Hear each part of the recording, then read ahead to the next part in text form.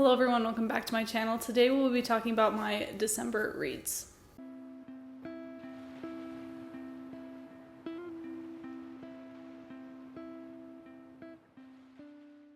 I cannot even believe that this year has come and gone, and I've almost been doing this for an entire year. It seems extremely surreal. But yeah, I've learned a lot. I feel like I haven't gotten any better at this, but what do you do? So let's just get right into it. I read only 7 books this month. You know, it's December, it's the month of Christmas, and I just was super busy. We were at families for the holidays, and so yeah, I just didn't have a lot of time to read, and that's okay.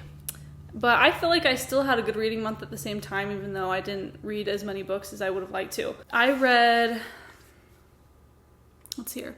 The first book I read this month was Since We've No Place to Go by Kate Watson. This is about, I gave it 3.5 stars, by the way. Oh my gosh, what are the names? I should have written all my names down. That's what I usually do, but I felt like I could do it. But I can't, obviously I can't do it. So that's really cool. So Since We've No Place to Go by Kate Watson. It's about this guy and this girl. I'm sorry that I don't know the names. And they are kind of enemies. She works for this baseball team, and he is a baseball player for that team, but he's injured, so he can't play. So they have to work in close proximity together, like recruiting other baseball players to this team. And she has 2 brothers who, they are triplets actually. She has 2 brothers that are professional baseball players as well, and she's trying to recruit them onto this team as well, and they kind of butt heads on that. He doesn't think that they're ready, whatever. So it's kind of a workplace romance, enemies to lovers. They get snowed in kind of situation. I thought it was cute. I gave it 3.5 stars, so it's not like I hated it, but I mean, it's just a very basic Christmas read. I don't know what to say about it. It was cute. I would recommend it, but it just wasn't anything special. I feel like I say that about every book that I give 3.5 stars to, but I mean, if you like Kate Watson, she has good writing. I have nothing against her writing either, so like, it's just an all-around good book, but definitely not one of my favorites of the season. And it didn't really feel like a Christmas book either. It kind of just felt like a holiday book to me, but take with that what you will. Then I read Games of a Billionaire by Christine M. Walter, and I really enjoyed this one. I think it was my favorite book of this month. She's a new to me author. I've never read anything by her before, so I didn't really know anything about her writing or her books going into this one.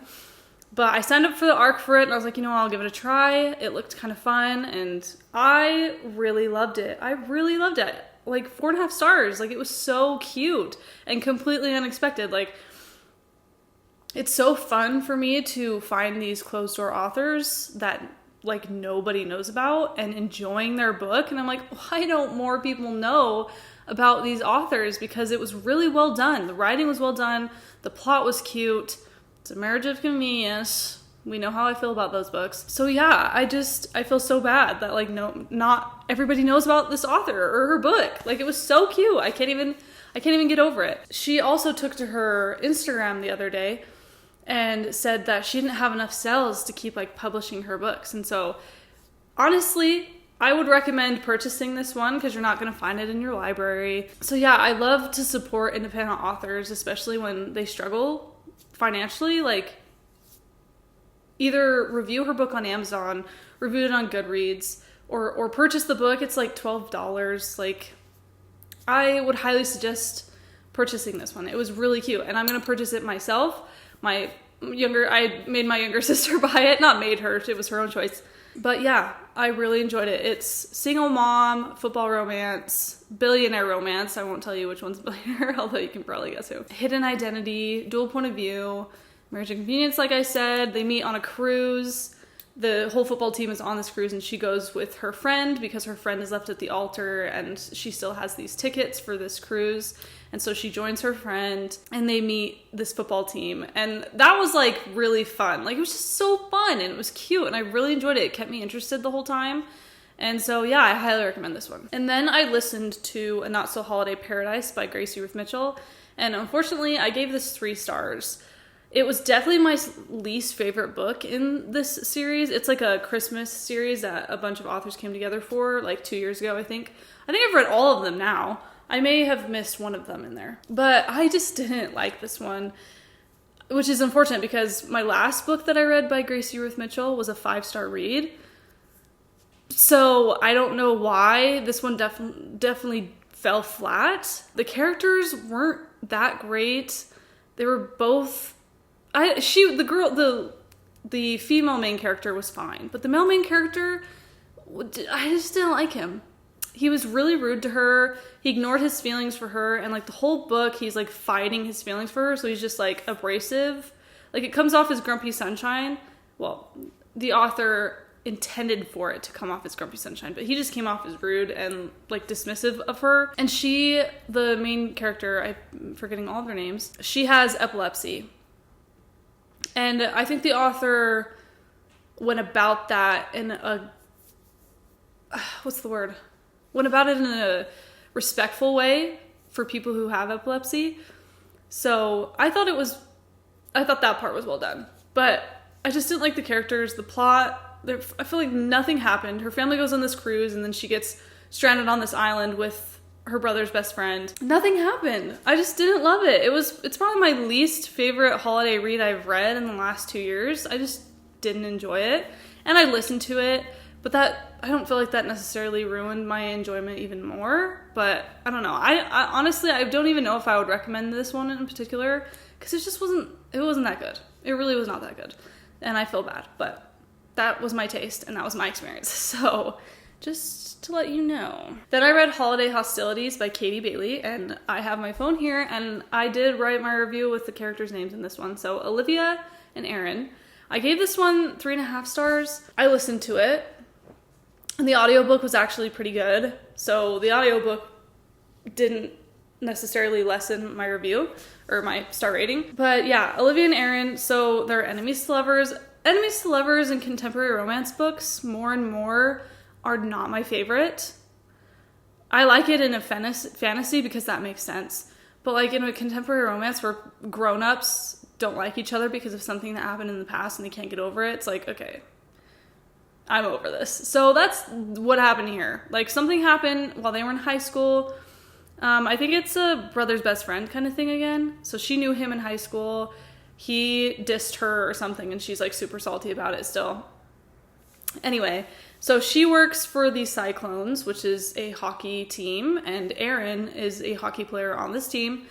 And this is the second book to the Cyclones Christmas series, by the way, but I will talk about the first book in just a sec. I don't know, I just felt like this one wasn't well written, because I've liked Katie Bailey's books before. I don't know, I did not think that they were necessarily meant for each other. They just didn't make sense to me. And they kept like sexualizing each other the entirety of the book when it's their own point of view. And I was like, is there anything more than this? Or do you like their personality? Do you think they're fun? Whatever. It's just, it just got so old. I was like, I'm sick of this. I don't want to listen to this anymore. There is some language in this one. I don't think there's any language in the ones I mentioned previously.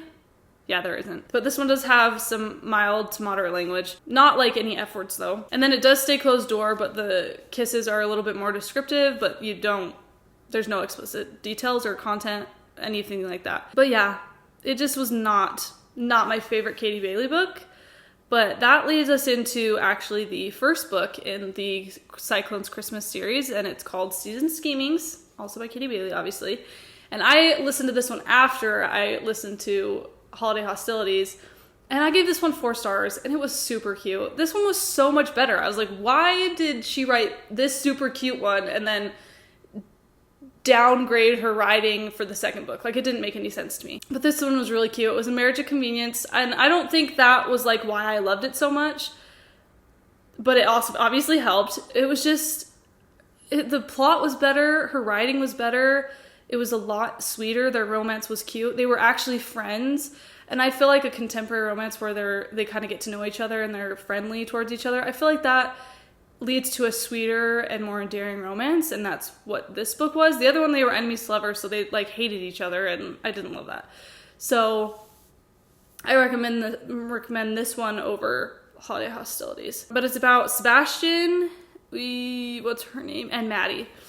And she's like, she helps like the nutritionist cook meals for the team.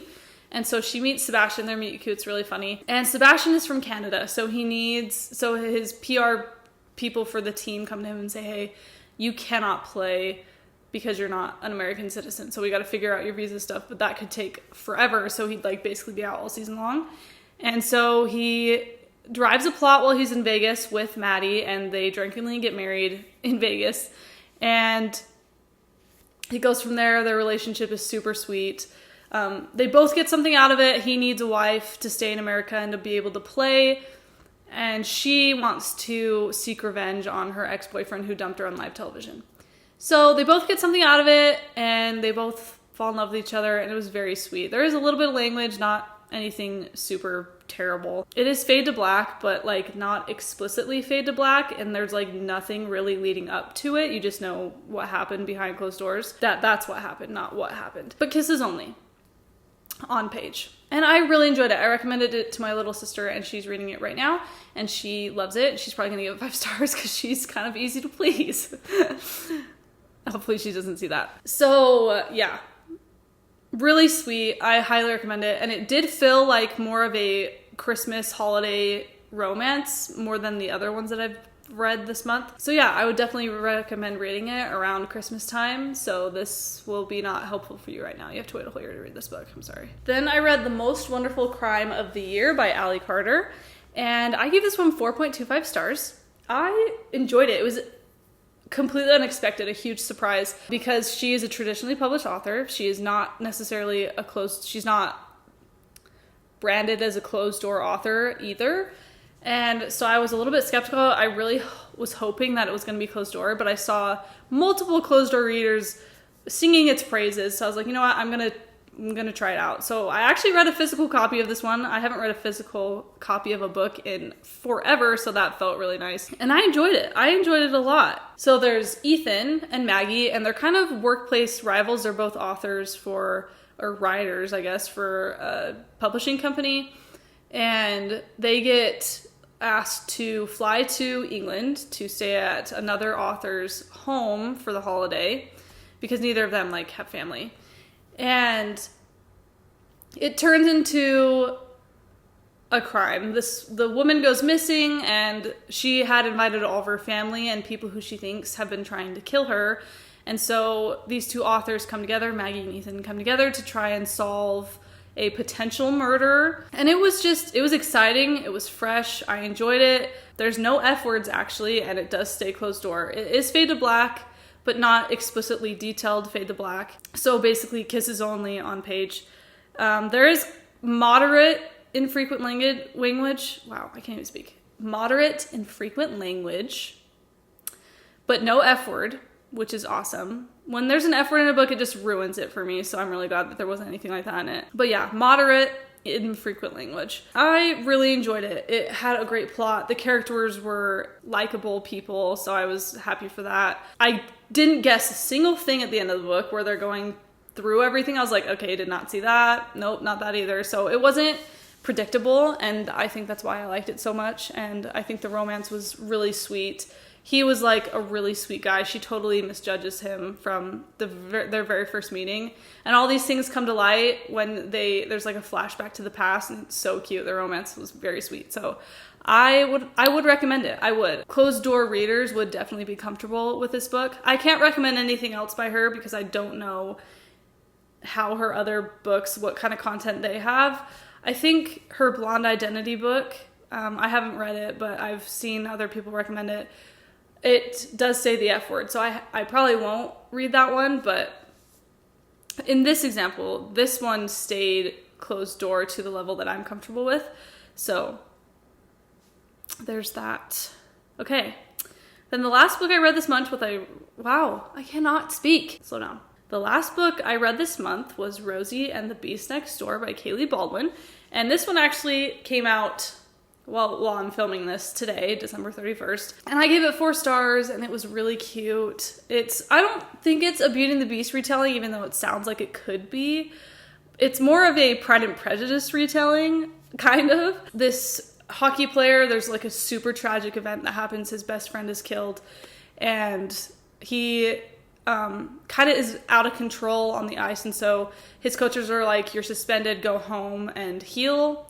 And so he goes back to his home in Alaska, and Rosie, who is this crazy quirky artist, he is staying in her spare bedroom in her apartment, and their meet cute's really funny, and I think it was so cute. It was just a very sweet romance. The writing was good. Yeah, this is my first book by this author, so it was just a fun time. Even though Dylan is the main guy, he deals with some serious grief in this book, I still think it was fun and lighthearted, and I like that. I liked how the grief didn't overshadow the good things in this book, but it adds to the book, if you know what I mean. I think I've said this before, but I enjoy when an author can write in a really great romance with fun things that happen, but also these characters have been through some realistic life events, and it gives them a little bit more depth, and it adds more to a story.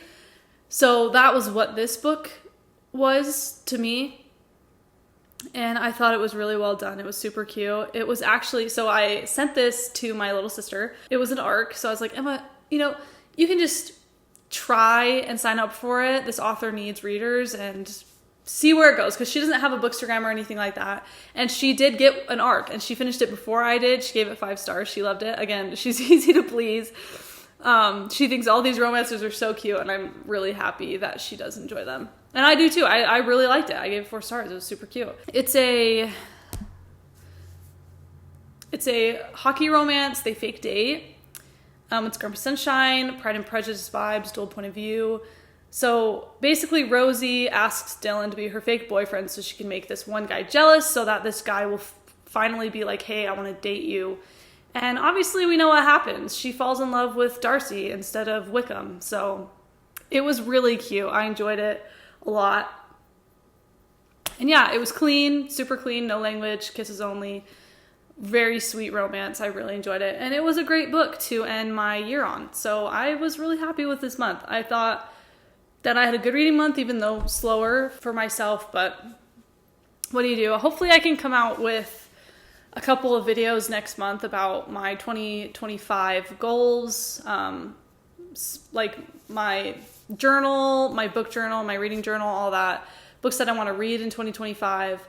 So look out for that video or those videos. I don't know how many I'll do, but hopefully I'll be able to get to at least one of them. You know me, I don't do very many videos in a month. But you know what?